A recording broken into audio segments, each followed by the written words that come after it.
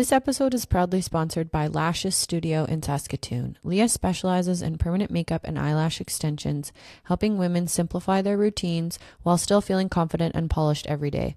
I personally received nano eyebrows from Leah, and the results are incredibly natural, beautifully shaped, and fully customized to my features. It truly streamlines my mornings. She is meticulous in her work because she understands how important it is to get it right the first time. Her attention to detail ensures precise, long-lasting results you can feel confident about. She also offers complimentary consultations so you can feel informed before making any decisions. To learn more or book your free consultation, visit Lashes Studio, LASHIOUS studio.com, or follow her Instagram at lashes_studio.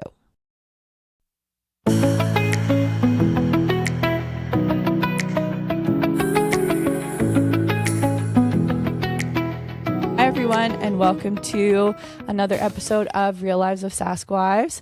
As you can tell by my voice, I actually didn't even have that fun of a weekend, but my voice is like almost gone, but we're just going to roll with it today. I'm joined today by one of my very best mom friends who I connected with kind of in like the throes of newborn motherhood, which we'll get into shortly. She's a mom. She's a wife. She comes from Toronto originally, so she's from the big old city. And she had a really cool career with Homesense and Winners, so we're going to dive into all those things. But welcome, Sabrina, to the pod. Hi, thank you for having me. I don't know if you could hear my big smile over the mic. Well, you'll be able to see it because we're recording and uploading video. That's my general demeanor. So and I forgot to add you're a twin. I feel like that's always such a fun fact. Yeah, it is. Identical or fraternal? Identical. Yeah, very hard to tell apart. Yeah, I mean, most people don't know how to tell us apart. If I've known us for a long time, then obviously it's much easier. I actually had a mole on my face, which was like a big determining factor of like how to tell us apart, and I got it removed. I got it removed like maybe this past year. And do you think people have a harder time now? Well, no, because now I live in Saskatoon. Yeah, I guess you're not together. We're not together as much. Like my friends from Toronto don't see my sister and I as much together, so I don't feel like they notice type of thing. But you know, it was like really the end of an era when I was getting it removed. Yeah, my sister and I really had like a heart to heart about it. I have no regrets about getting it off. Well, I remember when Vanessa was coming here and you were like, I really want you to meet my sister, you should come over. So I came over like sans kids and everything, and one of you answered the door and I was like, I don't know which one it is. Are you Sabrina or Vanessa? You're like, it's my house, I'm Sabrina. I was like, okay. But you guys do look so much alike. Vanessa posted like they were just in Mexico or whatever. Yes. And I was like, holy, like if I didn't know better and knew what her husband looked like, I would literally think that was you in the picture. It's insane. Absolutely, yeah. And so I think, I mean, we've had fun with it growing up over the years. We've tricked many boyfriends. Oh, really? Like potential boyfriends too. We would switch places in high school. Yeah. And get away with it. Yeah, we would. That's so cool. I probably shouldn't say this, but you know, I've written a test for her. She's written a test for me. Shut up. Yeah. Fun. But nothing like overly serious. But you know, just like you got to take the opportunity to take You guys got to advantage. do that. Have you seen that TikTok trend where you switch and you don't tell your kids and you see how long it takes them to see if they can figure out that it's auntie and it's not mom? No one knows. So I have an older daughter who's going to be 4, so similar age to Grace. And we have one of those digital picture frames. Yeah. And Noah always knows when it's auntie. Yeah, it's like really shocking. Yeah. So I guess I don't know if it's just like her personality. So it'll be interesting to see when Remy gets a little bit older if she can tell us apart. But no, she always knows when it's auntie. What about your husbands? Do your husbands have you ever tried to trick them? I've definitely. So my sister's been with her husband. Like they dated for like 10 years before they got married. So they're like university sweethearts. Okay. So there's definitely been instances like where he's gotten confused. But I started dating Graham more in like my adulthood, so less confusion there. And I find as we've gotten older, we have started to like look a little bit more different. Yeah, your voices are very similar too. Yes. Like Vanessa's is a little bit different. Like when you guys are right together, I'm like, okay, I hear it. But I think if I like ran into either of you in public separately, I would just go based off how you greeted me. Yes. So we ended up going to the same university, and like we'll kind of get into that. But Vanessa was never supposed to come to the same university as me, and it was kind of a last minute decision to come. And we were roommates in our dorm, and then we were roommates all throughout, obviously. But people would see us on campus, and They'd probably they wouldn't think know you were we one twins, person. but they were like, "This girl has 2 Canada Goose jackets in 2 different colors." Like, Right. what a snob! And like, and 2, like even in high school, we just learned really quickly that you have to say hi to everyone, because people would be like, "Oh, she pretended not to know me," like. What Just have to be so friendly to everyone. Yeah. And we're like, but we're not like that. We're so warm and like, so even to this day, I'll be like, "Oh, how are you?" And I'd be like, "Who was that?" I had to text your sister. Do we know? Way less now that we live in 2 different cities. Like our lives, it have obviously taken 2 separate paths, and I don't think it's necessarily a bad thing. Like we're very much individuals now. Yeah. We speak on the phone like 5 or 6 times a day. Like anything big happens, like the first person I call. Of course. But yeah, so it's just like interesting growing up like that and just feeling like, you have to put in that extra effort so people don't think you're like not a nice person. Right. Yeah, that's funny. Okay, let's pivot a bit backwards. Let's talk about, so I said you're one of my like closest mom friends, but let's talk about the first time you met me met you. I want to hear what you think your perspective is, and then I've been thinking about what my perspective is. So okay, so ready, set, go. I was thinking about this too. I'm like, so I know for sure you reached out to me on Instagram, but I'm like, that's not the first time we met. Like, correct. We so my husband's parents live in Foam Lake, which is like very close to your family's like lake cabin. Yes, and my grandparents live there. Deep family ties. Yeah, we do. Your grandpa was my father-in-law's best man at his wedding. Yes. And I remember that we drove up to the lake the one day. Okay, this is the exact same story. They wanted to show me the lake, and they're like, "Let's stop at their cabin." So it was COVID, right? Or yeah, it was like, yes, it was. It was early COVID, like first summer of COVID. So I'm like, this must be a small town thing to do, because we just like roll up, don't even tell you we're coming, and then we like basically chit chatted outside, and we were talking about both of our weddings. Yes. And how they're like basically canceled / postponed. So yes. we kind of had like a little heart to heart about that.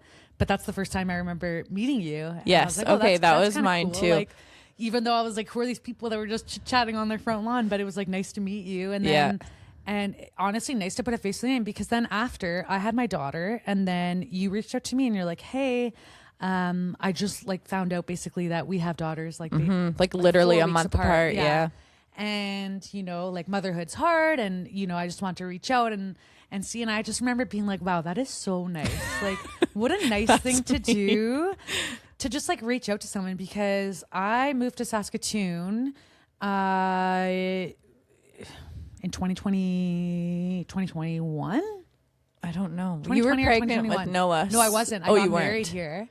Yes, right. Which was not that, like, obviously wasn't the plan, but planned kind of a wedding in 6 weeks, because we had to cancel. We postponed our wedding and then ended up canceling it. Because when were you supposed to initially get married? What was the date? I was supposed to get married September 26, 2020. So it was like... Okay.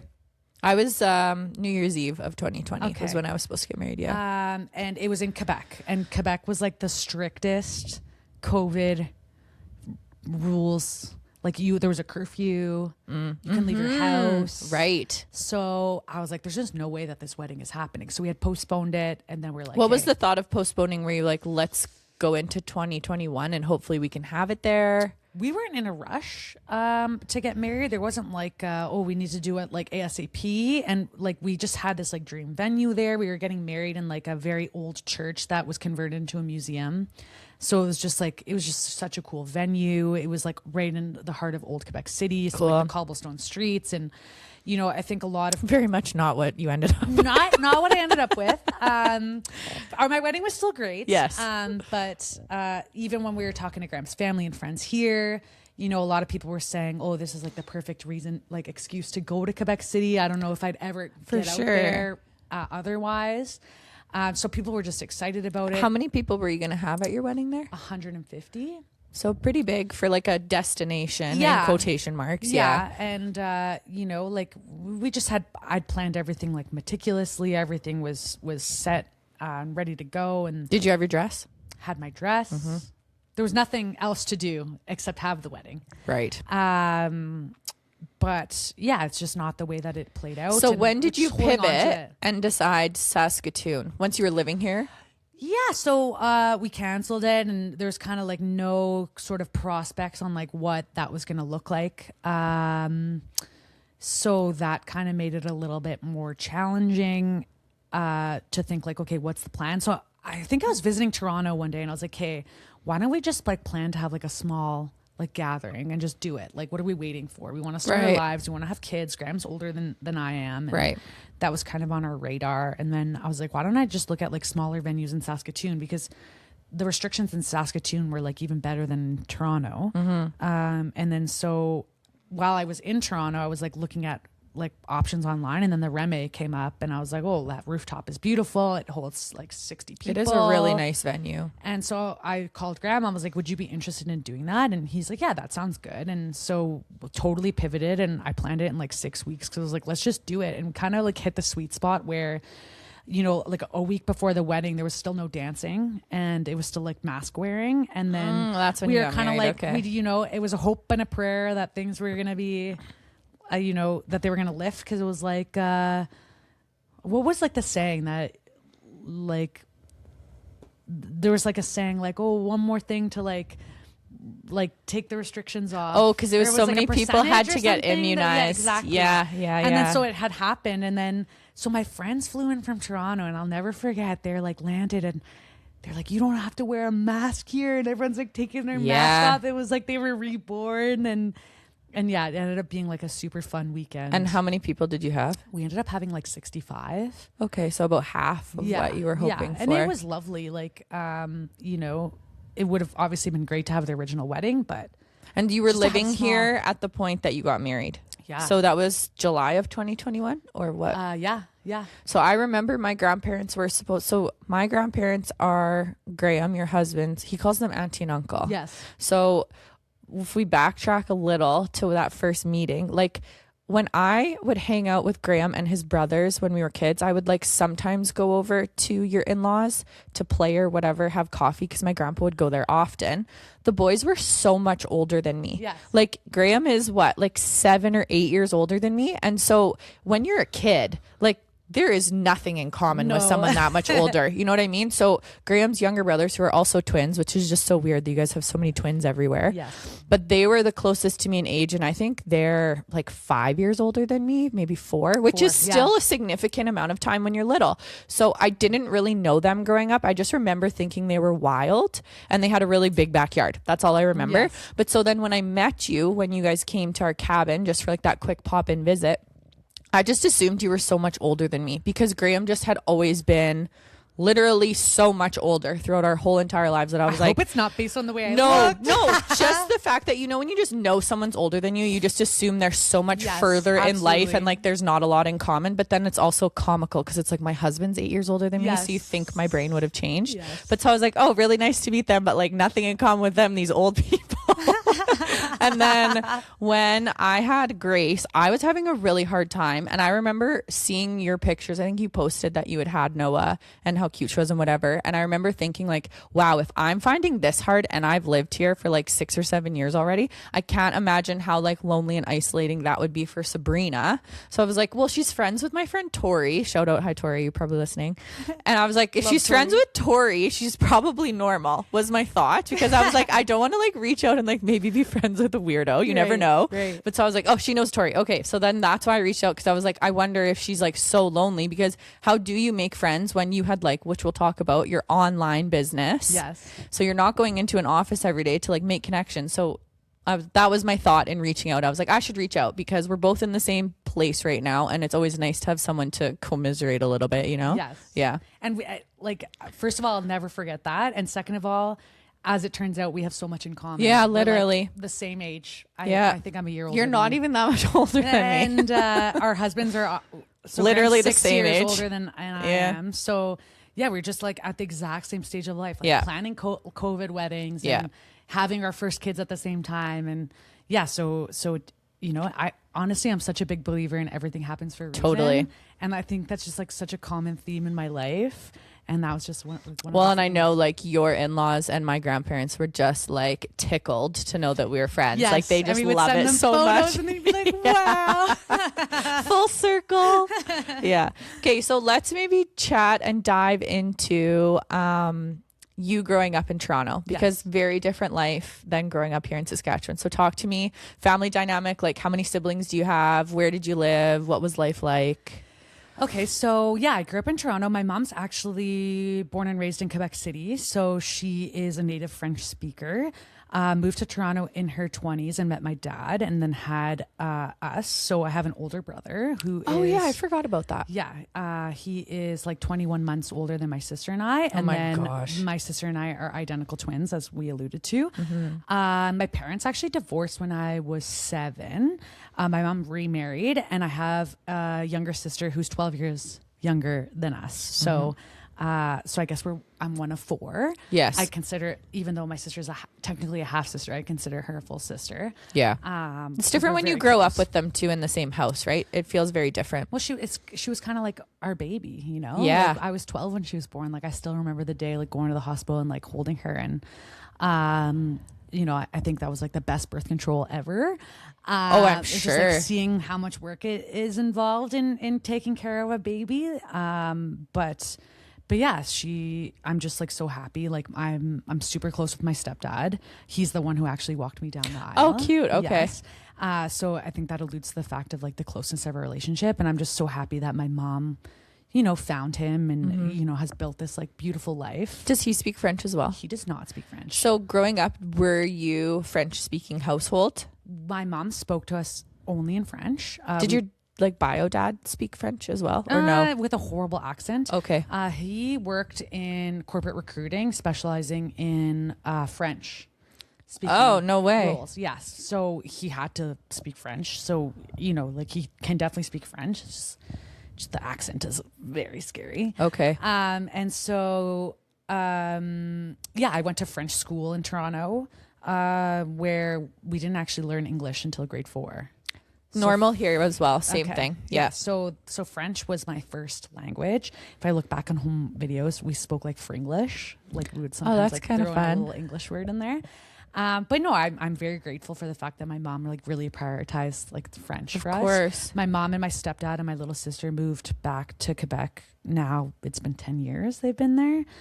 So as soon as my sister and I went away to university, my mom was like, you know, I really miss home, and her mom is still there. And so it was just time. So That's nice that she waited till you guys were spreading your wings and flying. yeah. Yeah. So that was, you know, that to me, I was like, yeah, you do you, mom. Like go back, and I'm so grateful. Even Graham's so grateful the fact that we get to go visit Quebec once or twice a year. So cool. It's such a challenge to get there from here, but Yeah, so worth it. You fly into Montreal or No, not even. I wish. We fly to Toronto and usually have like a 2 or 3 hour layover, and then So you're going to Quebec City, right? Quebec City, and it's like about like an hour and 10-minute flight from Toronto to Quebec. So I mean, no kids, easy peasy. Oh lemon yeah, that's a squeezy. holiday. You Just throw going on the some plane. kids in there, and it's Yeah. just such a Flying challenge. is not fun anymore once you have kids. And I'll just tell you, like we always kind of we go back and forth on the holidays. You know, a year there, and then we try to spend a year with Graham's family. But Graham's family they're wonderful. They're so understanding that we get to see them all the time. That Yes. it's never like, oh, you're going there again. Like they're so supportive, which is like so lovely. But yeah, we always have issues flying. We're always delayed, or this time it was canceled Weather. in a hotel in Toronto overnight. Oh, and then yeah. our bags just miraculously showed up on the carousel, so I got a note. So Graham had to go back, and yeah, it's just a long day. Like, Yeah. you have to really be flexible and knowing that Yeah, kids. it's I feel gonna like be horrible. once all your kids are like 4, 3+, I feel like flying gets to be a lot easier. But when you've got a little kid who doesn't understand that they're supposed to sit in a chair Yeah, for X amount of time, it just yeah. The ages of like 18 months to 2.5. It's tough. Hard. As soon as they're walking. Yeah. Even Yeah. the crawling, because it's like, what do you do with your kid when they want to crawl in the aisle? It's like, okay, well, that's disgusting. I'm not letting you do that, but they want to be on the move, right? I think like as a mom, like I was the one getting on the plane with my firstborn, and I had alcohol wipes and I was wiping everything. Like I Same. kid you not.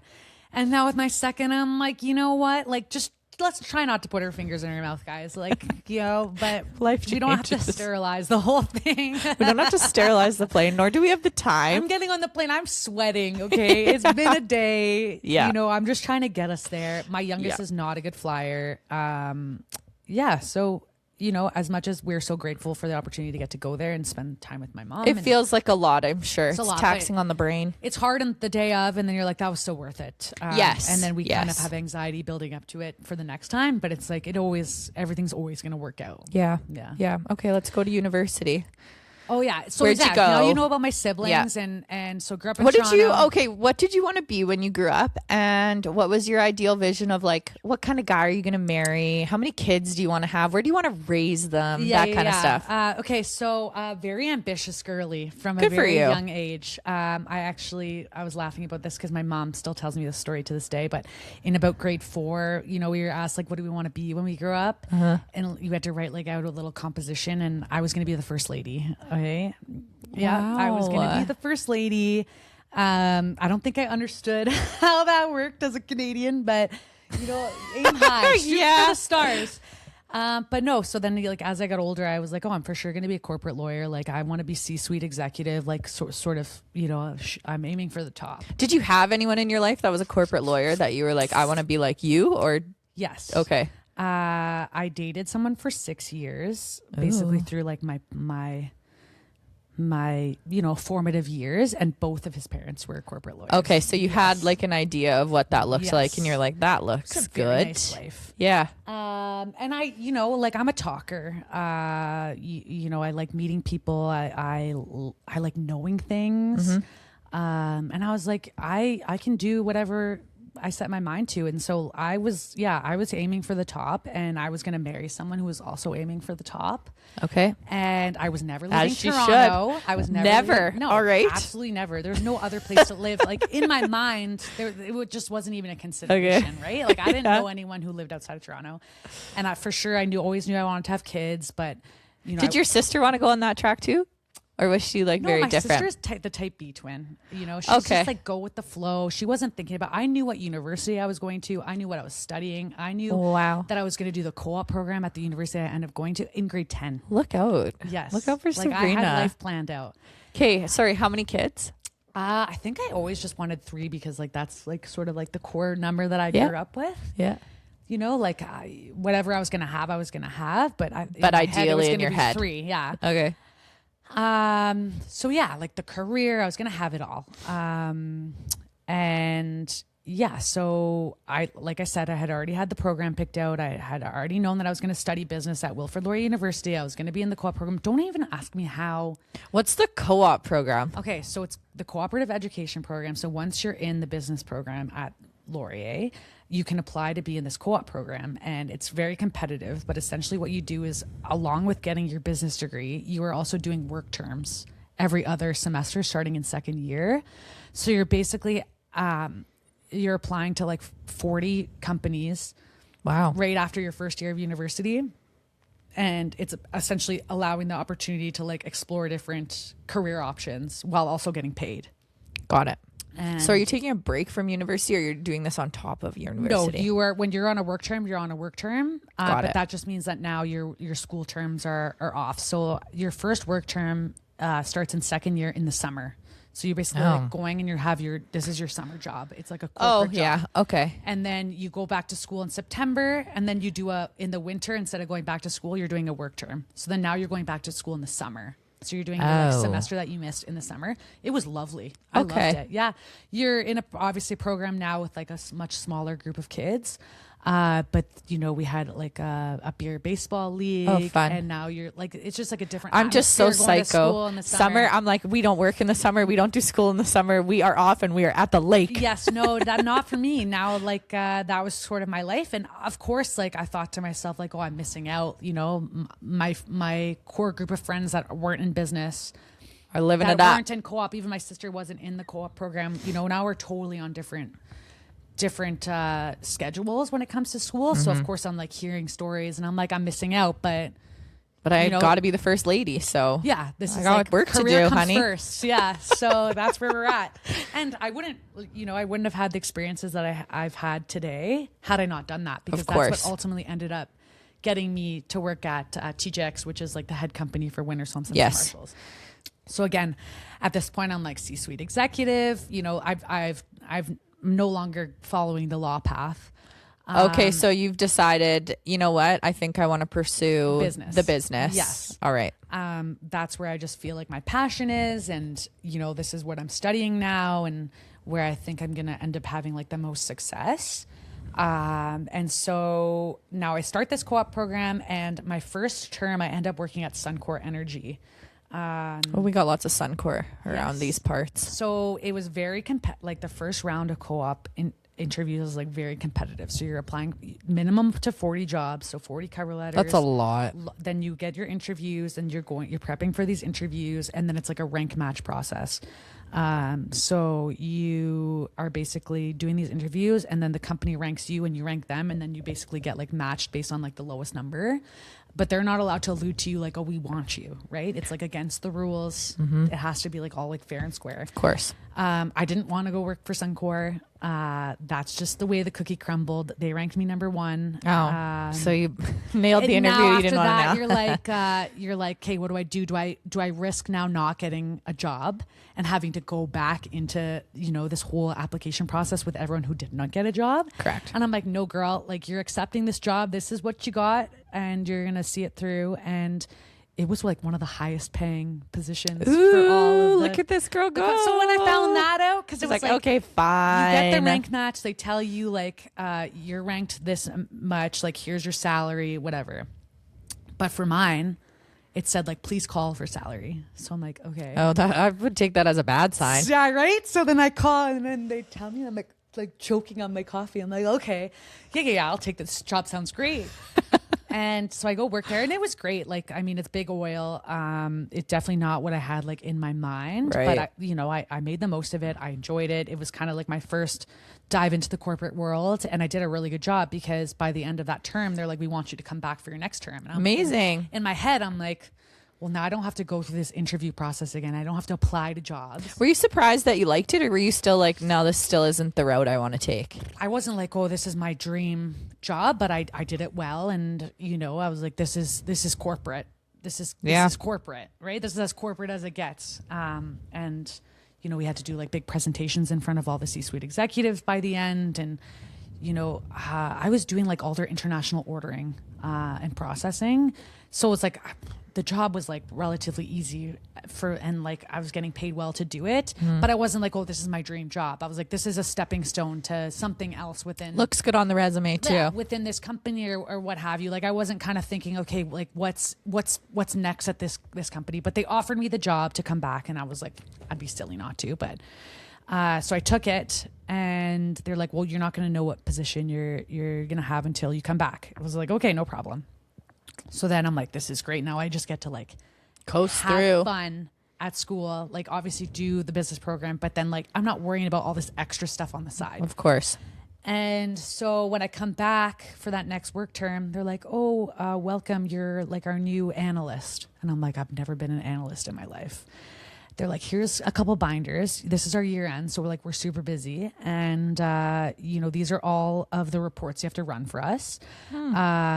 Here's all the formulas in Excel that you have to This sounds like Excel, right? I'm like, yeah, I know Excel. I did not know Excel. This sounds like my nightmare. Yeah, it was stressful. I lost a lot of sleep, but I was like, this is the job that I have, and I'm going to do it. And so basically I was like running these crazy reports where, I'd have to like run the numbers in Excel, do these like crazy formulas I'd never done before. And then I would like have to run these reports on like external servers while I was going home at night, because they were so data heavy. They would take so long to run, and I would just hope and pray the next day that they would run properly.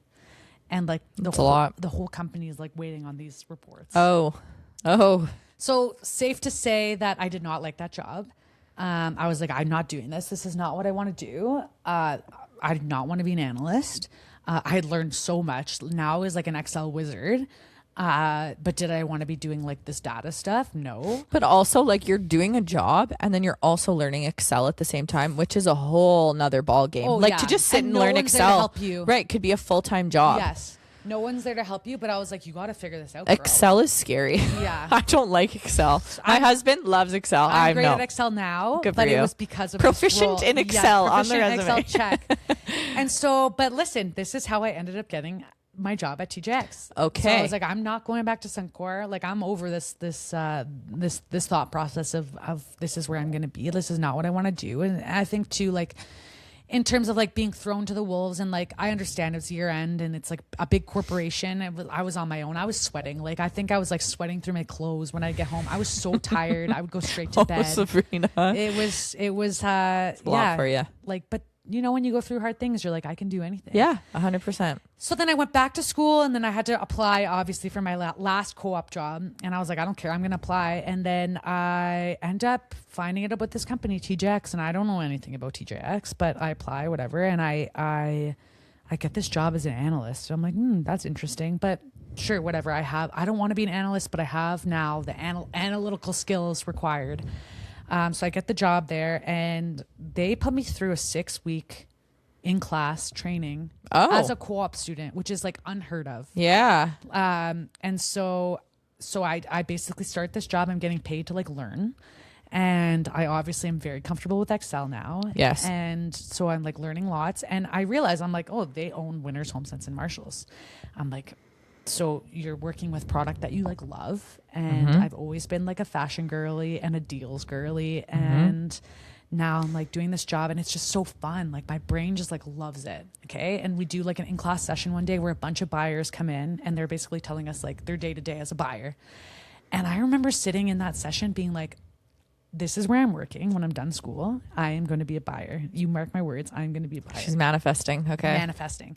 So after this classroom, 6 weeks of my co-op term, which the co-op term is like 3 or 4 months. So that's like a good chunk of time I spend in the classroom. I like go into I was the toy analyst for Winners and Marshalls. Oh, wow. Yeah. So my job as a toy analyst was basically seeing like what inventory is coming into the warehouse, what stores need inventory, like basically planning like the shipping patterns of the inventory. And I loved it. I was good at it. But I knew I was like, what was it about the buyer's job that you were like, okay, I need to do that? Like, what was the big selling point for you? Because I don't even know what a buyer would do or you're buying the merchandise that's going to the stores. So you're going shopping. You're going shopping. You're a professional shopper. Professional shopper. Okay. So you are making relationships with people in the market. You're not obviously your portfolio is passed down to you. So you have, you're not starting from scratch. You have relationship with vendors that are like big pieces of your business, but you're also like, what else can I do? Like, what's new? Trends are changing, evolving. And, right.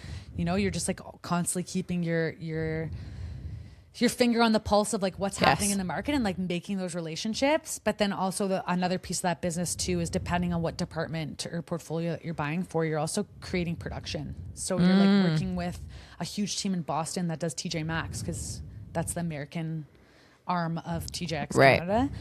So they own Marshalls, TJ Maxx, and Home Goods. I was going to say Home Goods is what it's called there. And so you're going to their Framingham office, which is huge. And like, depending on what your business is, and you're like picking out SKUs that like their R&D team are like presenting you. So it's just like, you're basically looking at product and thinking, okay, like, who's my customer? What do they want? Like, what's doing well? What's coming next? You're like strategizing for the business. And, of course you're like taking risks and like trying out new things, but then ultimately you're like listening to what the customers are telling you of like, right. You got to make sure that you have enough of what's working right now to like keep your business strong. But then you're like, what's happening next? Like, you're constantly testing things. Yeah. too. Yeah. So it's like, exactly what, it's so fun. You're like, you're a strategist. You're right. You're seeing in real time. You're playing the game. Exactly. So when do you start the buying process, or is it after you're done your degree? I come back or as an analyst for TJX after my co-op term, which is fine. That's your job. That's your full position with. Yes. Okay. But I worked my way up. I think within like 9 months, I Good got for you. promoted not to buyer, to associate planner. So now I'm managing a group of analysts. Okay. And then at this point, I'm getting promoted. I can either stay on the planning side and be like a planning manager and basically watch over a series of departments, or I can now move over into the buying side. And as soon as I was able to move over into the buying side, I was like, here I am. Cool. So take me. So talk about your time as a buyer. And also, how did your sister end up being a buyer as well? Okay, so my sister did not do co-op. She's the type B twin. I love her. She was not supposed to come to Laurier with me, but everything happens for a reason. She decides to come last minute. she does just the regular business program. While I'm doing my co-op term at TJX, I'm like, Vanessa, TJX is coming to Wilfrid Laurier University. They're doing the job fair. You need to go. You need to present yourself. You want to work for this company. Okay. It's an amazing company to work for. So she shows up to the job fair and she goes, hi, I'm Vanessa. They're like, Sabrina, why aren't you at work? And I was going to say, did they recognize you? So I get an email that day being like, we just met your twin sister. We thought it was you and that you weren't at work. And so from that, she got an interview. She ended up starting as a merchandise assistant. So she had to actually do a lot more to get into the analyst role. So your little time with Suncor really paid off. Yes. It was unfortunate that sort of she got like pigeonholed, but you know, she learned even more about the business by being a merchandise assistant. Right. So she was basically a buyer's assistant, but then she had to work really hard to get into the analyst side and then move her way up the analyst side. And now she's a very successful buyer. She's still been there. So I've left the company. I left the company in 2019 to do the big move. So how long were you buyers at the same time? I would have been a buyer probably for like a year and a half to 2 years before her. Okay. But now she's obviously surpassed me. So talk to me about the buying. You're in that role. You finally worked your way up. Yes. What does that look like Monday to Friday? Monday to Friday. So you're basically always in the office on a Monday. That's when you do your, like, they call them ladder flips. So you're like basically looking at your business with your analyst, your associate planner, your like planning team, which is what I was before. Right. And basically like looking at the business and sort of like planning ahead and like making changes if you need to. Because basically they're there to like make any like pivot and like reroute merchandise if you need to, or like pack it away, or like, again, lots of strategy. Yeah. So then based on that meeting, now you know what your open to buy is. So what you have to spend on each sort of like category within your department. So now your job for the rest of the week is to go and like fill those needs. And so you are either filling those needs within the office or now you're traveling. So do they have a big warehouse that you're going into and you're looking? No. You're going to New York. You're going to Boston. You're Cool. going to LA. So it depends what you're buying. So I started buying jewelry for Winners and Marshalls. So you were just in the jewelry department. Yes, You were just very one. specific what you're buying. Just the jewelry department, focusing primarily on. This is when I was what would be the rule? Like when I first started buying. So I'm like. Your introductory buying role. Yeah, you're green, super green. And then so I started buying the costume jewelry for all of Winners and Marshalls. So I would travel a lot to New York because there's obviously a big jewelry market in New York. And I would travel a lot to LA. And then another department that I ended up buying for is decorative pillows and throws for Homesense. Oh, Madison Holmes is listening. Yes, That's her favorite part. I would say for me, it was like such a fun banner to buy for. Yeah. Merchandise moves so fast. I mean, as we know, Yeah. how quickly things you don't leave something behind. If Homesense you want is it, stocked you're on never getting it again. Tuesdays. Yes. Yeah. And so that was really fun, but that was a lot of production. So I would go to Boston a lot and basically like do big buys for like the season. But it was like basically through like their development team in Boston. And then I ended up getting promoted and then doing all of like the kitchen textiles. So all of like placemats, napkins, tablecloths, like anything that is a textile in your kitchen, then I would buy that. So again, I was like back in New York a lot. So Monday to Friday, basically I would probably be in New York like every other week, depending on which department I was buying for. I would be in LA probably once a month. Which that's a long journey from Toronto. Yes. And if I wasn't in LA, then I was in Boston. So I guess my life looked like, and this is like the best life to have in your 20s. Absolutely. Free travel. I would pack my bags. I would go on these trips. I would meet with my vendors. It was long days. You're on your feet a lot. You're like walking through New York City. You're packing all your meetings in like the 1 or 2 days that you're there. Of course. Yeah. So you're meeting with like 5 or 6 people a day. And your job is to fill your inventory needs. Like right. You don't want to leave empty handed. Exactly. It's a waste of a trip. And you're negotiating, right? Like the whole premise of Winners, Homesense and Marshalls is like you're getting 60% off, up to 60% off like the retail price. So you're negotiating deals, and sometimes the deals don't work out. So are you often meeting with people who have just like a surplus of inventory that they can't get rid of?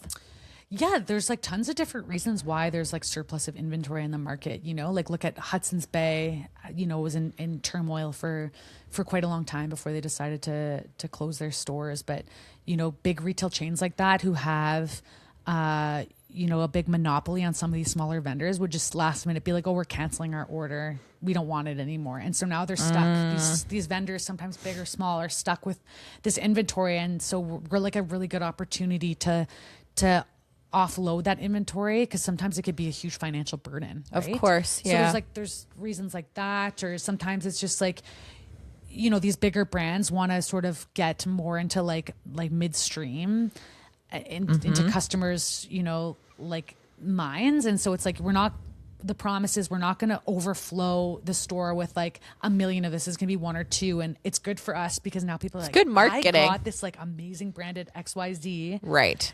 And so now their friends are going to look for it, right? And it's right. like, and then maybe now you so fall there's in really love with a this brand, strategy. and you're a loyalist of this brand, right? So this is how, you know, sometimes there's like a negative connotation, like, oh, I don't want to be in Winners, like as like a high end brand, but there's so much benefit, right? Like you're not necessarily going to be seen by the masses, but you might now be attracting a customer. And we have different tiers of stores that can, you know, hold different types of inventory. So there's like a store in Toronto and in Vancouver where you have like high end branded. Really? Well, I remember going into Winners a couple times, and there would be a really nice purse, like a Michael Kors or I'm talking Gucci, Prada. Yeah, and I'm like, oh my gosh, Winners has this in it? Like, you know, just a little bit shocking. So in Saskatoon, we have one of the best Winners, Homesense, and Marshalls, because we would consider this a type A store.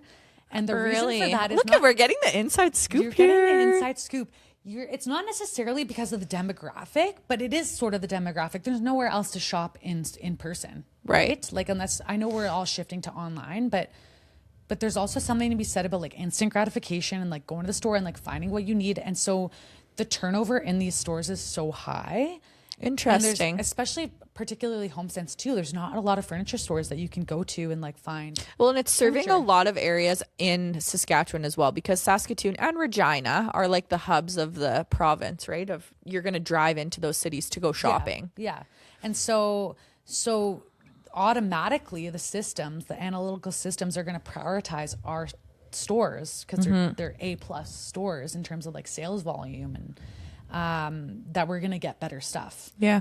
Yeah. So talk to me about when you're in this buying role. Is it lonely to be traveling on, like, are you on your own? Are you meeting up with other buyers? Like, how are you making those trips kind of worthwhile? No. You have a buying team, and you just become like a family with that buying team. Oh, and they come with you. Yeah, they come with you. You know, you're like usually doing those trips together, because you're like, even though you're not buying the same categories, you're seeing sort of like the same people, and there might be overlap too. So might as well make one appointment with that vendor and just like bang it out, you know? So I think too, a lot of buyers are like, oh, you're going to New York, like I might as well do my trip now. And then so you do your meetings, and then at the end of the day, we'd go for like a really nice supper. Fun. So I got to experience like amazing restaurants like in New York and Boston and in LA, and yeah, you're eating on the company's dime. Yeah. How long did you do that for?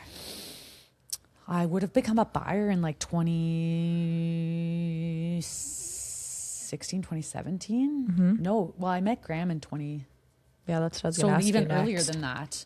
Yeah, so 5-6 years I was a buyer. And so at what point do you meet Graham Weisgerber? Okay, so before we get into that, so the other thing obviously is with the travel with TJX, you end up like basically having status with Air Canada because you're flying so much. It's a good place to be. Place. So at the best Jim status gets that with tier WestJet. I ended up getting was $50K, which after that is 75, then 100. If I would have stayed as a buyer, I would have ended up being like, so like, are you sitting? I don't ever fly with Air Canada. We're WestJet because that's how Jim flies with Western work. Canada. Air yeah. Is like so are you getting to sit like business class all the time? So only if you're going like overseas. Do you get like a pod to go sit business? Because like you're expected to wake go up overseas. No, I was supposed to, and something happened, and last minute I got pulled off that trip. And darn. Yes, I know, but my sister goes, and she gets a pod. Living So in the lap of luxury. Yeah. I have sat in a pod in first class to go to LA. I don't know why I got booked. in a pod. So I've sat in a pod a couple times. Well, so Jim's company, their rule is like we always fly. Is it economy? That's just like normal. But then if you want to pay on your own dime to upgrade to business or whatever, you can do that. But so because he's such a high status, he just automatically gets bumped into there all the time. And that's the other thing too, is I would go to Boston and New York and I would just get bumped into first class. And so that's I love fine that too. for you. But you're less. So your life is busy. You're not lonely. You're coming home though. You're doing laundry. And you're home on the weekends. You're home on the weekend. So, and I had a very, very active social life in Toronto. I'm not shocked. I would come home, I would see all my friends, we would party, go out, and then I would pack my bags the next week and do it all over again. And I was like, I'm living large. You're man. living this is the dream. dream. This is the life. Okay. So how did I meet Graham from all that? At what point are you meeting Graham in this buyer journey? So basically, I alluded to the fact that I had dated someone for 6 years. Yes. And then, so I kind of entered back into like the dating scene post-university. It was like very new to me, and I'm having fun and I'm just exploring and I'm meeting people, and like my job is very busy, so I don't have a lot of time, and Toronto dating scene is like very different. So I guess just to like, people don't settle down as early as they do in Saskatchewan. It's very much like, I think of do you watch Southern Charm? They're all like 40 and not settling down. Yeah. So that's kind of like Toronto. I mean, not 40, but like mid 30s. Like I have friends that were just getting engaged now in their mid 30s. Okay. Yeah. Okay. Sure. So you're like meeting people on the apps, right? The apps are huge. And you're kissing a lot of frogs, not literally. But you're meeting, you're going out for drinks and you're like, like I can't really see this going anywhere. Or you like meet someone, you're like, oh, I'm actually really interested in you. But like, And then ghost. Yeah. They're just like not ready to settle down. And there's just like the selection of like fratty boys in Toronto is endless. Just like very endless. Okay. And so I was like prioritizing, I guess at this point, like dating, because I was like, okay, I'm getting a little bit older. I do want to like be with someone. I want to meet someone who's going to fulfill this like power couple dream. Yeah. time. Where's this corporate lawyer at? Yeah. And so I had gone on like some really bad dates where I was like, oh man. One of them, actually just before I had met Graham, I think Graham and I had started chatting. So his profile, just for context, he's wearing a lot of Lycra. He's very active. He's running a marathon in one of his pictures. He's biking in another. And I'm like, this guy's like very outdoorsy, like very active. And not that I'm not an active person, but I was like, that's You're living a different lifestyle at this point. Lifestyle. And he's a doctor. I can tell by his profile he's a doctor. How could you tell? Was he wearing like a coat or something? No, he put my job as a doctor. Yeah. So mine was a buyer and his was a doctor. You're like, okay, this could work in our power couple dynamic. So I reached out. The way Bumble works is you have to reach out first. So I was just like, oh, whatever. Like, what do I have to lose? So I was like, is there any activity that you don't do? And then he reached out to me or like messaged me back, and I don't know. He was like witty and the conversation was easy. And he's like, would you want to go for a drink with me? And I'm like, oh, sure, whatever. And so we like make a plan, it wasn't like a concrete plan at this point, but it was like, oh, what about Sunday? Because now Graham is only, I don't know this about him yet, but he's only in Toronto for a fellowship at Sick Kids. What does fellowship mean for those of us that aren't doctors? He's like doing an extra year of training, so in pediatrics. So I don't know anything about anything about this life yet. Okay. So you just assume he's like a Toronto native, like a Toronto native doctor. Forever. Yes. And so this is where my sister's like, you're not going on a date with this guy. He's going to be so douchey, a doctor in Toronto. And I'm like, so I was like, oh, is she right? Should I knock? And then my other friend at the time was like, no, you need to go. Like, why don't you just see? Yeah. But then I had gone on a horrible date. Okay. On the Friday. It was a mutual friend that we'd also met through the apps, but I'd seen that we had mutual friends, and this was like totally against all my rules. I never ever went out to dinner because you're like, if this is bad, you need to make a split for it, okay? But I was like, oh, what do I have to lose? Like, this guy seems really witty and like funny, and we have really easy conversation back and forth. And he had called me to tell me he was going to be late that night, and I was like, oh, this date's going to be great. So we go for dinner. Never break your rules, ladies. The rules are there for a reason. Oh no. Why was it so bad? I don't know if he was just nervous or, if he maybe just had like a little bit of personality disorder. Oh. But the things that he was saying on the date were like just bizarre. He was like kicking my legs under the table. He was like planning our lives together. He was telling me how many kids we were going to have, what their names were going to be, who our golden retriever was going to be. You can't see my face right now. It looks like I ate something sour. Like, it was so bizarre. And then we were talking about the fact that, you know, I'm a twin, because it just comes up in conversation naturally. And of course. The waiter comes up, and I think the waiter felt bad for me. He could just tell it was a really bad date. And the waiter like overhears that I'm a twin. He's like, I'm a twin too. And the guy turns to the waiter. He goes, I just asked her who would win in a fist fight. And I'm like, what is happening? I text my sister. I'm like, you need to call me and tell me there's an emergency. Oh no. So you're obviously like a little turned off on the idea of dating. Like that's not enough of a turnaround. I'm done. I'm like, I need a break. Like this is just, it's a full-time job dating in Toronto. You know, yeah. Like I think I was, going on like 3 or 4 dates a week. Like when I was home, trying to prioritize my friends, trying to prioritize just keeping my life together. And I was like, this ain't it, girl. Like you need to take a break. And so I reached out to Grandma. I was ready to cancel. And I was like, you know what? I was like, there's something in my mind that was like, don't cancel. But I was like, instead of meeting at 7:00 tonight, do you think we could meet at 2? And little did I know that Graham had to like run home from the hospital to like make this new time work. What was his logic? Was he like, I gotta try to work this for this girl? Like, was he just so interested or what? Okay. He was the top end of we'll my have age to ask range. him. We will. And I was the bottom end of, like, absolute bottom end of his age range. Okay, like, so if I was a year younger, we wouldn't have. Fun fact, a year older, yeah. Jim and I were on the apps at the same time, and his age range never went as low as my age, Yes. and mine never went as high as his, so we would have never met on the apps. Okay. So we'll have to get into how you guys manage that. But so we're like literally at each other's like max capacity, and then I don't know, maybe he was like, I'll just make it work, whatever. Man, serendipity too. Like everything happens for a reason. So I'm like, man, this guy with his Lycra and all his active pictures. I'm like, what if I don't know who he is when I walk into this bar? And I'm like walking to the date. Being like, how will I know? Well, I walk into the bar. He's the only person in there. Oh, well, that's good. It's That 2 solved o'clock that on problem. a Sunday. But I remember thinking to myself, like, oh, he's cute.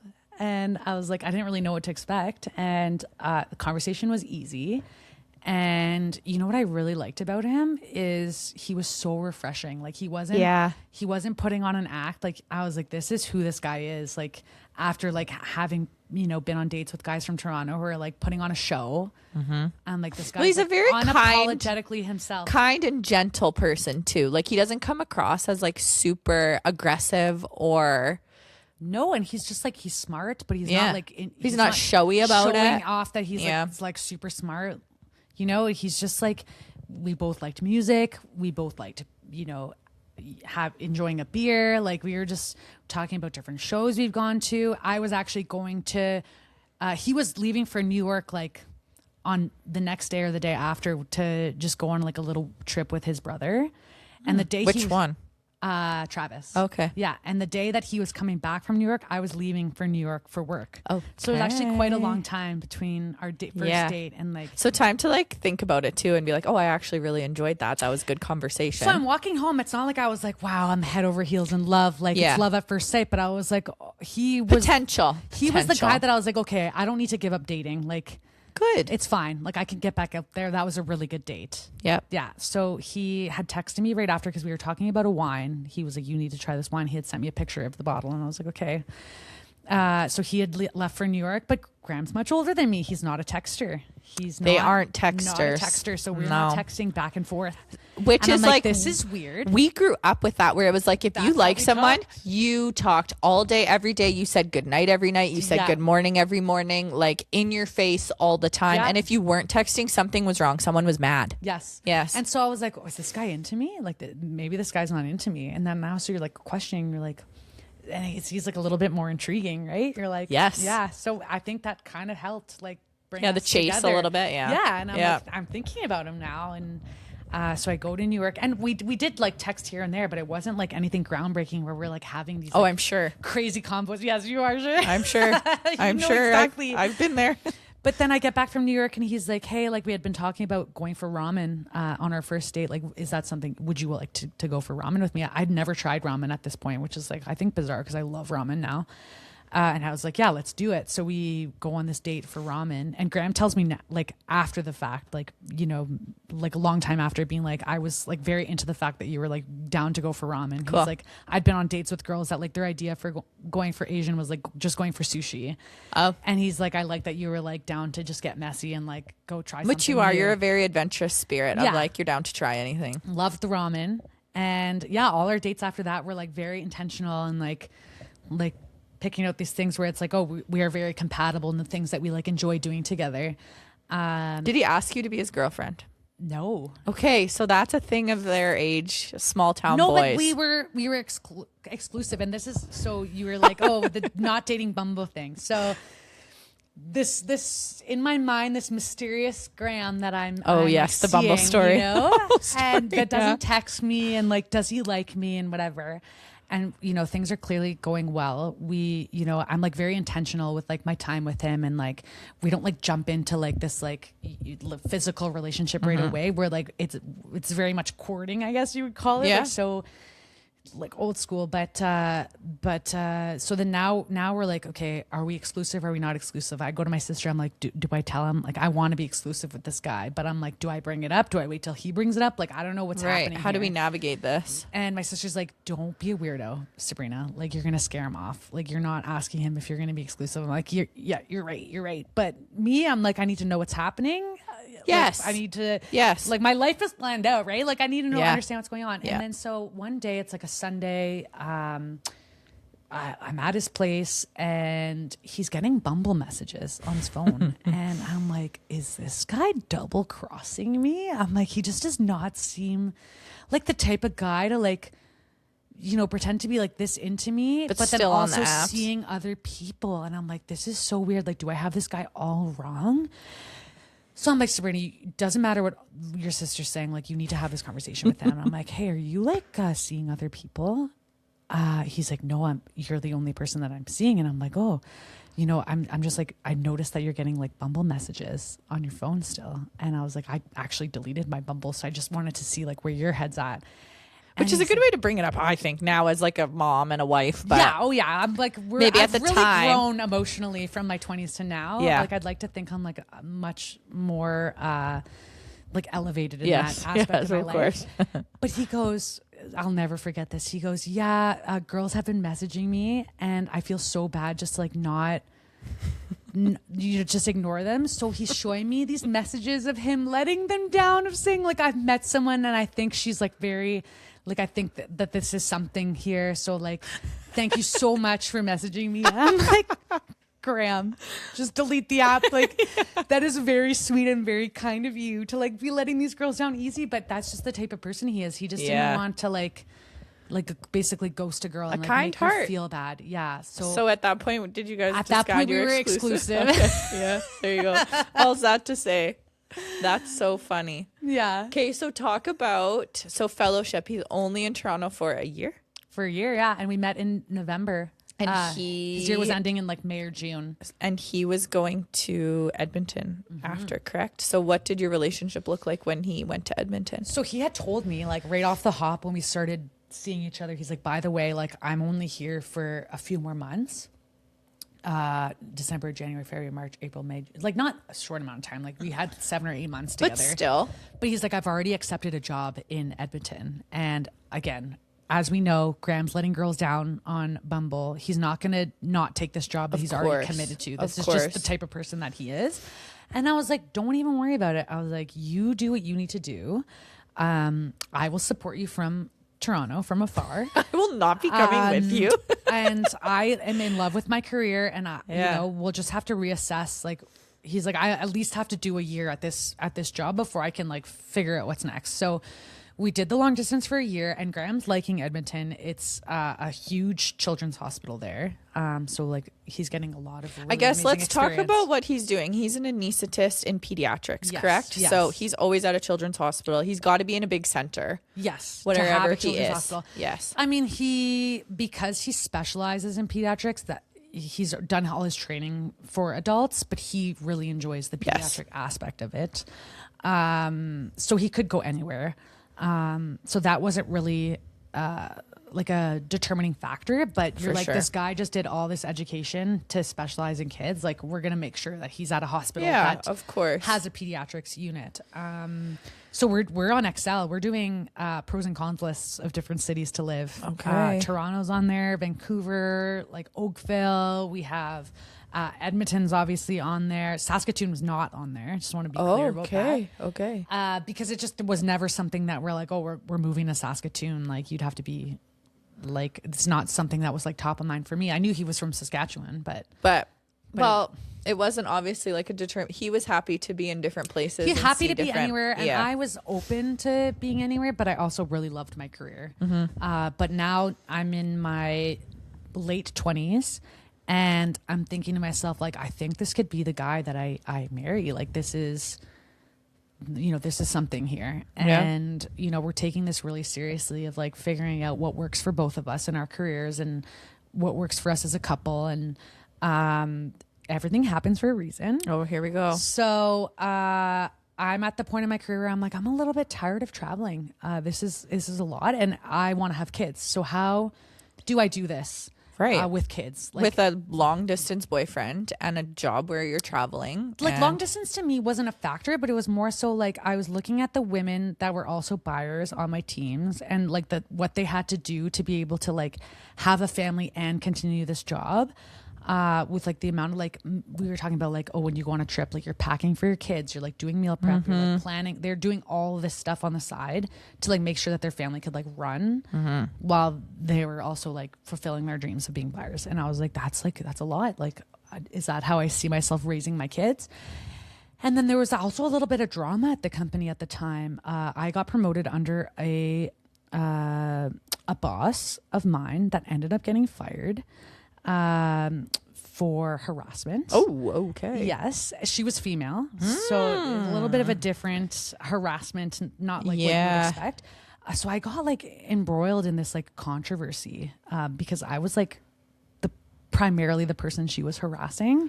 Oh my gosh. Yes. Okay. And I'm not the type of person, like when I got promoted under her, people were like, watch your back, like, sort of like warning me. And I was like, listen, I'm never going to go into something like using someone else's like perspective. Of course. I'm going to experience it for what it is and like make my own Be judgments. cognizant of what people have what said, people are but also saying. have your own opinion. Yeah. And so, unfortunately, a lot of the things that people were saying were true.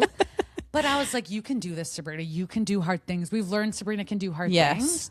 But it was just unfortunate the way that it all played out is I was used to sort of get this girl out, and then I got like brought into HR, and that was not like what I wanted, but now I was like involved in, and so that was like very stressful at the time. Of course, and then coupled with the fact that like traveling and thinking about the future and stuff, and I said to Graham, I'm like, you know what, I think I'll come to Edmonton. You're happy. I was like, I think it's time for a change, and so that really is what pushed me. To make that change, because other than that, I would have never left. So did you resign? I did. Yeah. Not on bad terms. I just, that boss left and everything was fine, but it just put a lot on me. It changes things too. Yeah. It changed my perspective. And I still look back, if I ever move back to Toronto, TJX, shout out, I'm coming back to TJX. Best company I've ever worked for, hands down. And it was just an unfortunate incident. Yeah. But it's an incident that pushed me to be with Graham. And as soon as Graham found out that I was willing to move to Edmonton, and this isn't the reason why he proposed, but he was like, no, like this is obviously I'm showing this girl that I'm serious. Like I'm marrying this girl. And so are you doing anything in Edmonton when you've moved there to be with him? Yes. So Sabrina, who is very ambitious, I worked for the Oilers. Yeah. I did their premium sales. Right. Yeah. So Forgot about that. all of their leases for their suites and their loge tables, it was like a very, very a very high up position for the Oilers. Good for you, girlfriend. Did you get free tickets? I had to go to every single game. Oh. Yeah. So my work hours were crazy bananas. Like I was in the office at 7 and I wasn't leaving. If it was a hockey game, I wasn't leaving till like 11 o'clock. Yeah. And so I'm not a hockey girly. Nor am I. Graham loves the Oilers, but it just wasn't a sustainable, like there was a lot going on too. Like they had just built this beautiful arena and there was a lot of pressure and the team wasn't doing well. And again, like it just was one of those things. I was like, I think I rushed into making this decision because I couldn't not have a career. Like I needed a career. I couldn't be moving here without a career. And I just made this rash decision, and I just don't think it's right. And so one of my clients that I was trying to do a lease with for one of the suites was a marketing agency, and they reached out to me and they're like, hey, we want to offer you a job at our company. Perfect. Yeah. And Divine I was like, timing. Yeah. And I was like, you know what? I just don't think, like, I'm not ready to, like, I had left the Oilers. I was like, I just want to let you know that I am leaving the Oilers. And it wasn't like, oh, I'm leaving the Oilers to come to join you. I was like, I need to take the time to make the right decision for me because I've just made a bunch of huge changes in my life. And, you know, I was in a place in my life, you know how you said, oh, how do you move to like Saskatoon? And you're like, you know, you're lonely and you're isolated and whatever. That was Edmonton for me. I was like, I have left my twin sister. Yeah, that's a big change. I've left my friends. Like I said, I had a very active social life. And Graham's working at one of the busiest hospitals. So we would not see each other. And I was just like, what? Is that when you got the dog? That's why I got a dog. Yeah. I was Don't get a dog for these reasons, but yes, I got a dog. Yes. But I was lost. I was very, very lost. I was looking for friends, and it was very, very hard to find friends. Very hard to make friends in your late 20s to early 30s. I find it's hard to make friends. Kids are easy because it's like, oh, you have a kid the same age, I have a kid the same age. Do you like this? Yeah, done. Yeah. I have a dog. Adults, not as easy. But that being said, it took me a long time to like I had work colleagues and whatever.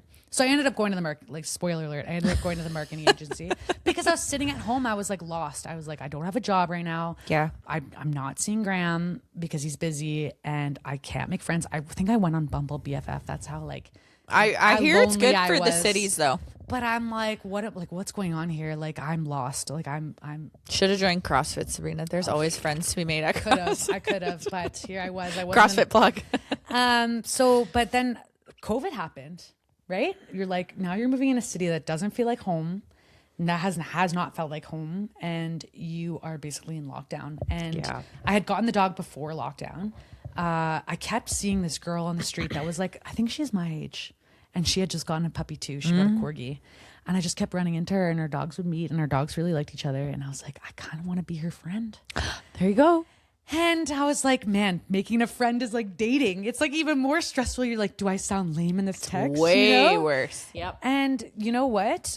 We just kept seeing each other, and I was like, I'm just going to put myself out there. I was like, would you want to like get together with our dogs and go to a park one day? And so we did that. And then we realized we have a lot in common. She's a lawyer. She's a corporate lawyer. Oh, her husband's a lawyer. Yeah. So I wasn't a lawyer, but I ended up making. Is this the couple you go and see every year for the Super Bowl? Okay, so became really good friends with them. She is like a once in a lifetime friend that I have meant to be. Yes, that we are so close with. She ended up having a daughter just after Noah was born, and then had a second daughter just after Rumi was born. There you go. Yeah, and we just have so much in common.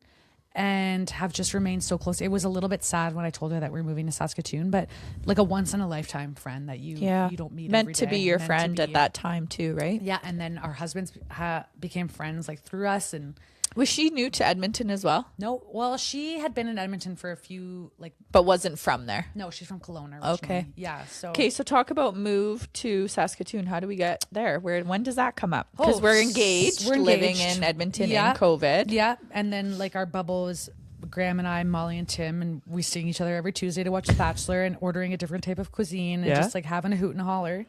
Sans kids, and I think things were like starting to open back up, and Graham's mom was turning 60. So we're like, let's go back to Foam Lake and obviously see her because we can now.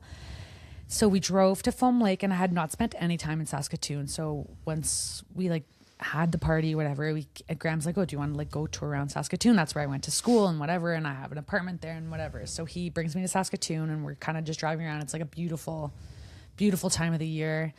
And, you know, he's driving me down Sask Crescent. He's driving me down University Drive. And then we go to Broadway. And, you know, things are, like, more open, obviously, than Edmonton. And I was like, this is just such a, like, a quaint, like... It's a good vibe down in there. Vibe. And I'm like, we were living in Oliver in Edmonton. So it's kind of, like, not downtown. But there's, like, stuff to go to. But it's just still feeling very industrial. It feels very, like, residential. And, you have the river valley there still. But you have, like, residential homes instead of just condos. And I'm like, this is lovely. And I'm like, I could see myself living here. So as we're driving back to Edmonton, I was like, why don't we live in Saskatoon? He's like, looks at me. He's like, are you serious? And I was like, yeah, like, I just feel like Saskatoon would be like a nice place to live. If you think about it, we want to have kids. Your parents aren't in Saskatoon. They're in Foam Lake. So it's not that close, but it's closer than Edmonton. 2 hours. Yeah. And he's like, okay. So then he had like reached out to a few people and he was like basically putting feelers out. Can I get a job here at the children's hospital? Is it somewhere I want to work? Is it? Yeah. No, he knew. He did Okay. all of his schooling here, he did. all of his residency. Yeah. So he knows lots of people and he knows how it works. And I think too, like, I guess this isn't something we talked about, but like the work-life balance thing in Saskatoon, much different than Edmonton. And that's just been like such a blessing to like understand how things were in Edmonton and how crazy they were, and to now have kids here and for him to have so much more time at home, Right. is a blessing.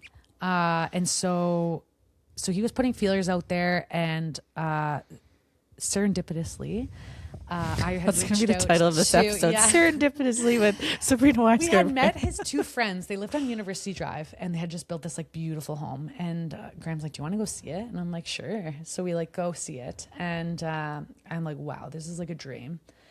And so I was like, I'm just curious to know, like, I want to reach out to the home builder and just like find out, just like what something like that would cost to build. And so I'm like just chit-chatting with this home builder, and I was like, listen, I'm gonna be straightforward with you. Like, we want to move back to Saskatoon. We want to be in this area on the street, ideally, but we're not looking to build our like $2 million dream home. We don't know like what the future holds. We don't know if, at this point, we didn't know if we were going back to Toronto. We didn't really know like what the plan was. And so the guy's like, oh, don't worry about it. He's like, let me put you in touch with my realtor. There's a house on the street. And someone's renting it right now. So in my mind, if someone's renting it, it has to be livable. He's like, go, you can look at it and see. And You drove by yourself, I didn't drove you? by myself on Yeah. a Wednesday. Yeah. I said, okay. So then he puts me in touch with the realtor. I make a plan. I'm like, hey, I'm going to come to Saskatoon and see the house. And Graham and I had been like kind of looking at houses in Edmonton. Does he have the job at this point or no? No job yet. Okay. Manifesting. Manifesting. And so I drive by myself. I ended up getting back to Edmonton at like maybe 10 o'clock, Oy, it's a 11 long o'clock day. at night. Because I just drove into the city. I saw the house and I drove home. And I said to Graham, I'm like, this is the house. And I think I knew that because we had seen so many houses in Edmonton, and had lost out on a couple houses in Edmonton. But I just knew, like, after looking at so many houses, I just knew this was the house. And so we put an offer on the house, and Graham found out like pretty shortly after. It wasn't like we were like, biting our nails waiting to find out. Luckily, in his field, they kind of need doctors everywhere. Yes. But You it know? wasn't always the case. No. Graham ended up doing a year of specialty because it wasn't the case. Oh, really? There wasn't a lot of positions available. Oh, well, probably because that children's hospital probably opened a lot of doors too, or what? I think just tides have shifted and there's just much more demand, Yeah. And I think it's just a byproduct of just the way like that industry has gone, just like with every industry, right? Like I'm sure teaching, it ebbs and flows with true. like desire, True. not desire, but demand for teachers. And so, so we bought this house and we renovated it. We didn't tear it down, even though everyone was telling, like the realtor was like, oh, it's a tear down, but he was definitely in cahoots with the home builder. And so, we kind of like, again, that just happened for a reason, like to talk to the home builder out of curiosity, to like find this house on the street, and it's like the dream, right? And so we moved here, and like haven't looked back, and now we go back to visit Edmonton, and Edmonton never felt like home, but now I go visit, I'm like, oh, Edmonton's like a lovely city. Like when we go visit our friends and we do like all the kids stuff and we go to the restaurants and whatever, I'm like, oh, I could live here. I wonder if part of it too, though, was when you moved there, it was such a huge life shift for you that no matter where you moved would have been too different at the time for you to accept. 100%. Right? So there's that. And then there's the pandemic. Yeah. That like it never allowed me the opportunity to like make it feel like home. Right. And so that kind of pushed me. Yeah. It pushed us on this path to like. But keep it is trying to, like, nice to find- be close to family. It is. Right. And I think that's the greatest blessing is the fact that like I get to watch my girls be so close to their grandma and grandpa and their uncles and their cousins, and that's what I had growing up. Yep. then I'm like, if we were in Toronto right now, we wouldn't have that because my mom lives in Quebec City with my stepdad and my little You'd sister. have your sister. And my dad lives in Thailand. Right. Yeah. So I'd have my sister 100%, but my sister still works, right? So she's a working mom. Mm-hmm. And so, you know, as much as we'd like to say like, oh, we'd see each other all the time, it just wouldn't be what it once was. Yes. Yeah. Yeah. And so we go to Toronto quite a bit. It's so lovely to get to go. And like, you know, when we go, it's like very intentional time together. Yes. Yeah. For sure. So talk to me about becoming a first-time mom, being in a city that's obviously feels like home, you said, but you don't have the connections because you then took that marketing job in Edmonton and turned that into, what was it called? Terra Collective? Terra Collective, yeah. So COVID happened while I was working at the marketing agency. And so I didn't get laid off, but they're like, we still want you to work for us, but then we don't want to pay you. No. We don't want to pay. Basically, you wanted to apply for the money. And I'm like, I'm not going to apply for the money from the government. I was No, like, thanks. Our household income right now, like I'm not, I don't know. I've always just been like a very honest person. And I was like, it just like put a bad taste in my mouth. Yeah. And I was like, I'm also not going to work for free. And so at the time where like my sister wasn't they weren't buying, they weren't traveling. Yeah, they're grounded probably. And so we started this, we're like, why don't we create this like platform where we can attract like smaller businesses. We wanted to focus on women-owned businesses in like the natural space. So like natural beauty, wellness, and like home decor and items where you're like, now that you can't go to like gift shops and specialty shops to like find this stuff, like how do we not only help these businesses like reach a broader audience, we can create like a space where someone can shop like all these things in one place. And so the way that our marketplace worked is like we made brand deals with different brands and we like photographed their products. And then so people would come onto our website and shop for the products all in one place. And then I basically created this like back end ordering system that like the orders would get individually sent out to each brand, even though they'd all be under one. Smart order. girl. I know. Thank you, Suncare. Tech girl. And then the customer would get the product like as if they were just like ordering it on Genius Amazon though, because if I'm going to a website and I want to buy a soap that I know has no toxins, no chemicals, and then I see, oh, there's also these whatevers, serums right? and face washes. Yeah, and it's like you know that natural candles. And the all woman that who's stuff. making soap, she's probably not also making skincare. And No. she's not, right? But you know that if that's the type of customer you're getting is someone who's trying to have a clean lifestyle. Yes. Yeah, But then genius. also too, like starting a business where like I have a passion for making candles and I'm going to make all natural soy based candles. But like, so that in and of itself, you're like making a product. So like, how do you have time now to like do social media and like, And not figure out your everyone is Facebook marketing with that. It's hard. So it was like a win-win where we were like, okay, you're standing next to all these amazing brands. We're helping you with our advertising because we're doing advertising for our website, but featuring your products. We're like attracting a broader audience. And so it's like a win-win-win. Yeah. So I think at one point we had like 30 to 40 brands on our website. So lots of different SKUs. It was like a lot of groundwork to like, yeah. get the So you products never got a loaded. mat leave because you were doing that with your first baby. Full time. Yeah. And then eventually things opened up. So I was doing it all by myself because my sister's like, listen, I got to prioritize. Like now I'm back at my job and I'm like, absolutely no issues.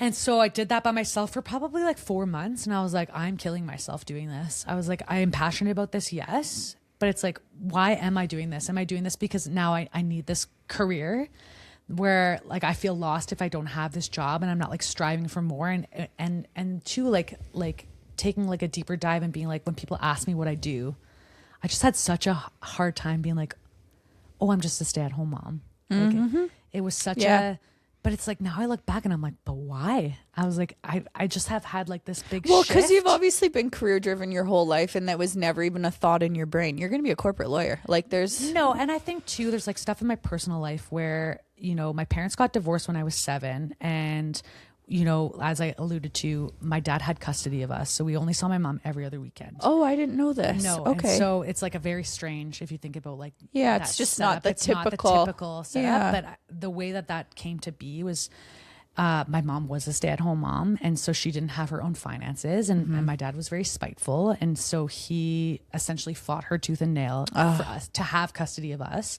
And we're 7, so we're not understanding this at the time. But now, as an adult, you're like, oh, I see it for sort of what it is, right? Yeah. And so, you know, you like understand that in your 20s. You're like, I'm never going to be financially of course dependent on somebody. Yeah, I'm never it's going to good put to have the myself in that independence. position where I don't have options. And so that was just never an option for me. And even though totally fair. Yeah, even though, you know, Graham makes great money, like it just like that was just never a thought in my mind.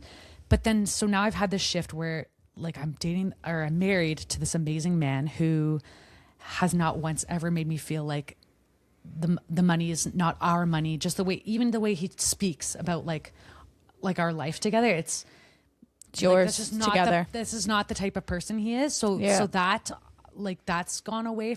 So that probably had to be an internal reflection of like, I actually did not marry someone like my dad. Where I married. Exactly. That played a huge factor. And then 2, I'm like having a mind shift of like my job right now is to like raise these kids to like their fullest potential.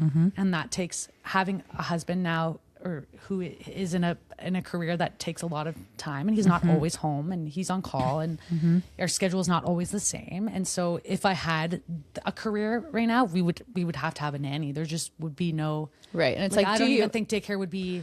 It could be an option, but I'd have to have a very flexible. Well, and it's like, do you want that? Some people want that, and that's good for them. That's great. And that would have been me. That was me. And then but now I'm like. So when people ask me now, like I'm a homemaker, I'm a stay-at-home mom, and like I take my job so seriously because you do. You know, I'm a house manager. Like I very much this household.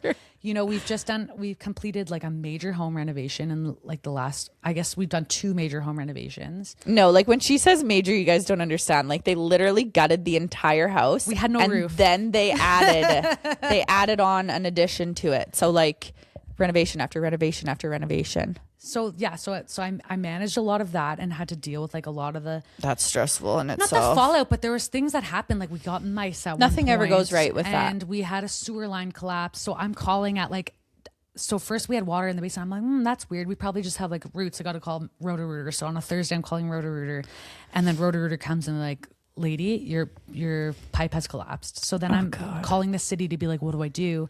The city sends me on this like wild. Could you go on hold, please? With like a list of people that do these things, but some of them are in Winnipeg. I'm like, you need to like figure out this list. So then it's like 4:30 on a Friday. I'm like, listen, I'm calling people. I'm like, I have a newborn baby at home. I was like, we can't not be able to run water. Like, what are we supposed to do? And we don't have family in the city. It's right. not like I can call my mom and be like, hey, can we come over? Yeah. And so like I ended up having the president of Bruner's Construction come. Wow. Which I'm like, you are a lovely person. Thank you so much for doing that at like 5:00 on a Friday. Wow. So by Monday they were like, it always happens on a Friday. So like, this is the thing. Like, again, I'm a go-getter. Like I'm going to fix the problems that arise. So Graham doesn't have to worry about any of that. But so I think that's a piece of like your career driven. Not that I'm like a super career driven person, but I'm very much an independent person where I'm like, okay, I am smart enough. I am pretty enough. I am capable enough to figure this out on my own. I do not need to wait until my husband gets home to fix this. No. And you're very much the same. The only thing that I've decided is like I'm done being independent. There's a dead bird on the step. And I was like, that's where I draw the line. I can't draw the line at animals. Mice. But so we're going to San Diego for Halloween, not this past Halloween, but the Halloween before. And I'm on the phone. I'm like booking Rumi's vaccines. And like I'm talking on the phone with the vaccine people or like the public health office. And I look at Rumi and I'm like, what's on your pajama? And I look and I pick up. I'm like, I think this is a mouse poop.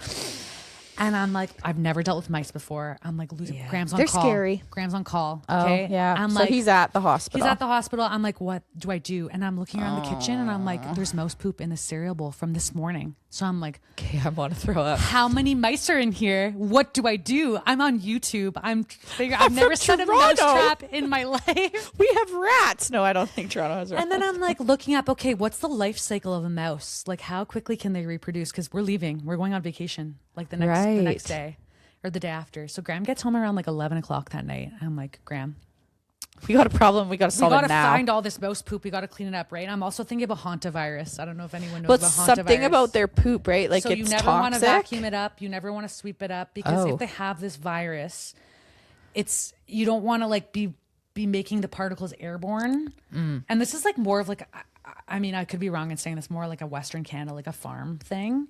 But I'd listened to a podcast on hantavirus. Yes. Don't ask me why. It was just like all about like weird things in terms of health. And Graham had actually told me like a while back that when he was a resident, he had like a 40-year-old farmer come in with like some sort of respiratory thing, and he had died within a matter of like hours.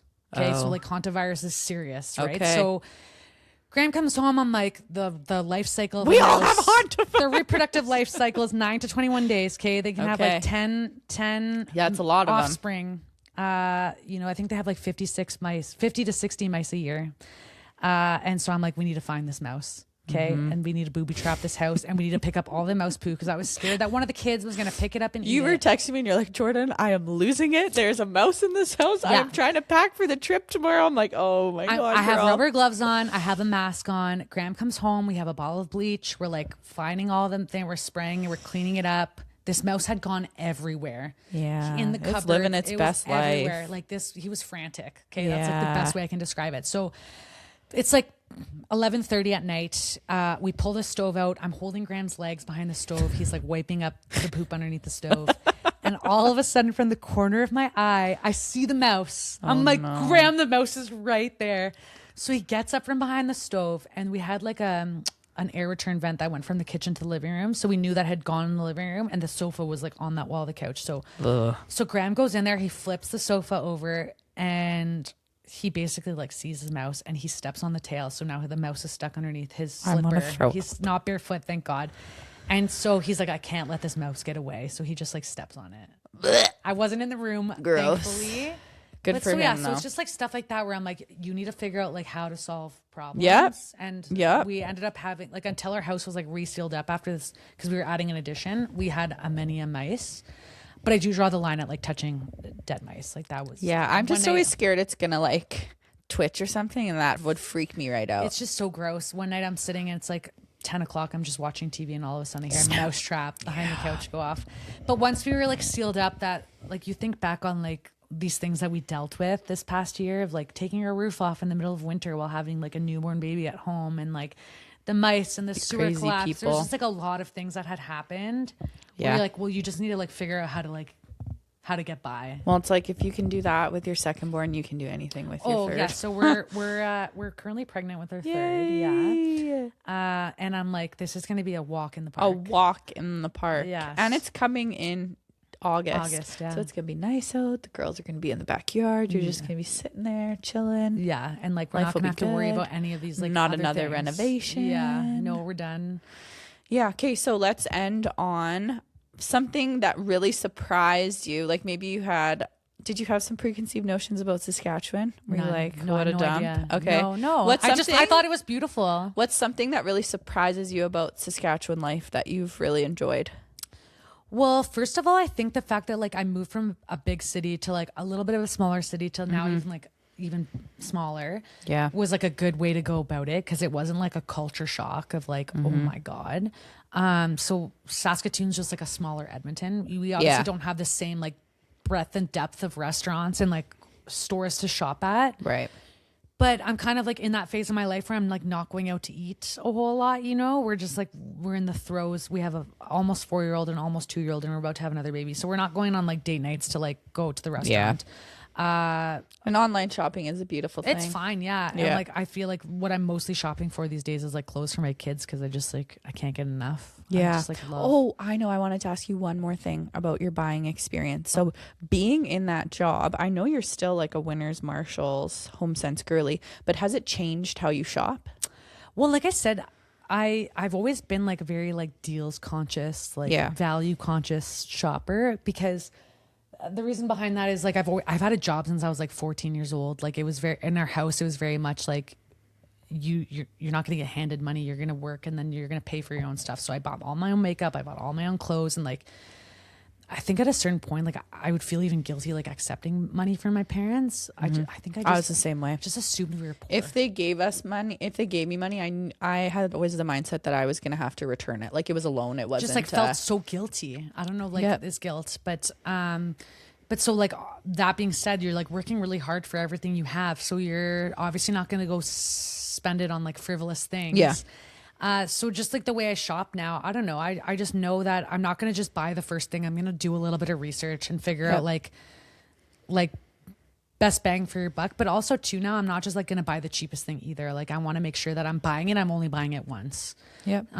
So yeah, I just think like everything I buy is like very intentional. And then like, I'm just like thinking about like the uses of it. And I think that's like in your 30s too. Jim and I were talking about that, like especially even clothes. Yeah. It's like, I don't need to buy 700 tops from Shein and I'm not going to wear them once and never wear them again. I'll probably just buy one really nice shirt that I know will stay in my closet for a long time. And be like a classic piece. Yeah. So, but then too, like in terms of like winners, I always know like which are the best deals at the store. So there's a tag. There's a type code. Look at we're getting tips. Are you sure you want to share with the masses? Type 2s and the type 8s, because those are like the closeouts that we're talking about, where it's like you're finding like the. So what do you mean type 2 and type 8? Like does it say type 2 on it and type 8? Yeah. Okay, so that's a steal. So if type you find 2 is like a North that. American closeout, and a type 8 is like a European closeout. Yeah. So those are like that, you're getting like the best bang for your buck. So you see something you like and you're like, oh, this is a type 2. And not to I say should that probably everything get it. else is not great too, but like you just know, like you're so confident. You're like, oh, I hope this is a type 2 or type 8. Okay. You know? Okay. Type 2 and type 8. That, I think, I just go into it with like, I just love a good deal. Yeah. You know? I know. We it's all like do. Ingrained in me. Yeah. You and Maddie too. Maddie loves a good deal. Okay, well, all the furniture in my house are like, like the best things that you can buy, like mirrors at Homesense. Yep. You'll never find like a better price quality mirror. True. Rugs. Yeah. I just bought, all like, your rugs are beautiful sofa.